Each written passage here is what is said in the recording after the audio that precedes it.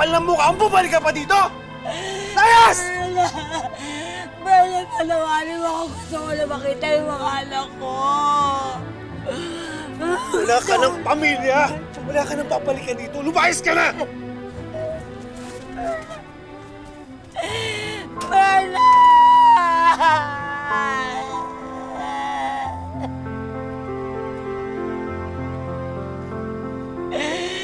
Gusto ko lang humingi ng tawad sa mga anak.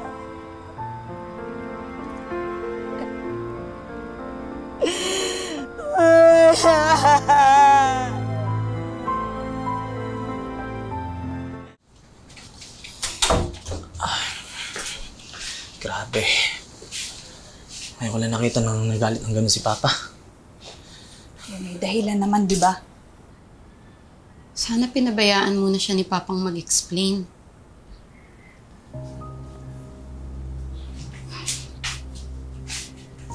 Kahit ano pang paliwanag ang gawin ni Mama, hindi na yung papakinggan ni Papa. Kasalanan rin naman niya yun. Iniwan niya tayo. Baka gusto na niyang bumalik. Wow ah. Ganun lang ba kadali yun? Ha? Ano? Bakasyon lang siya? Ang point ko lang, sana pinakinggan muna natin yung gusto niyang sabihin. O tapos? Ha? Ikaw lang ang maniniwala? Kakampi ka? Ano? Ikaw lang magpapauto sa kanya? Anong magpapauto? Kuya, nanay natin yon. Noon, nanay natin siya. Ha? At sa Trina, ano bang alam mo sa totoong kwento? Ha? Wala ka namang ibang ginawa kundi umiyak lang na umiyak at hanapin siya. Kaya nga gusto ko maintindihan lahat yun. Ano ba, kuya? Tama na yan. Ano bang alam niyo sa sakit na ginawa ni Mama noon? Nagising lang kayong dalawa, isang umaga, wala na siya.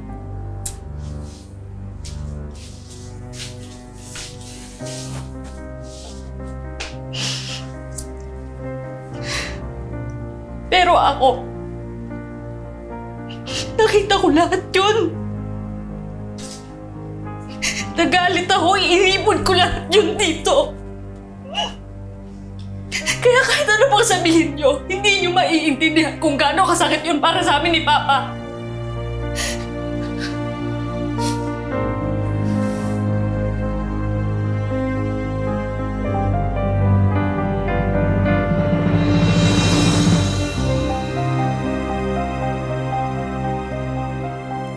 Nakikita at nararamdaman ni Leia ang pagsisisi ng kanyang ina.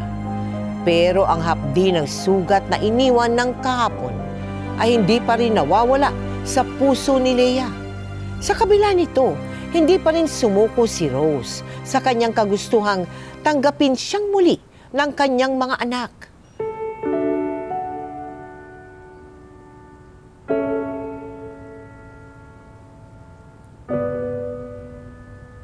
Halos araw-araw, nakatayo lang sa kanilang bahay si Rose. Tinatanaw-tanaw ang kanyang mga anak mula sa malayo. Umaasang isa sa kanila ang lalambot ang kalooban at tatanggapin siyang muli.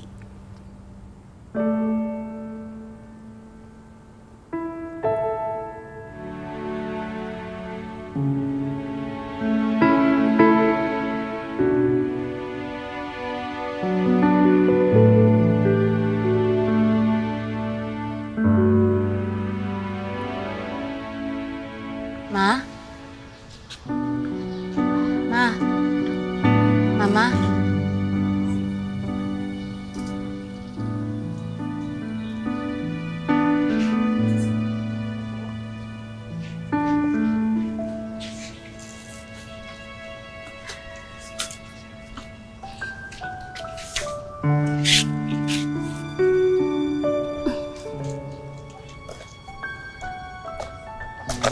Kain na muna kayo, Ma. Parang hindi na po kayo kumakain eh.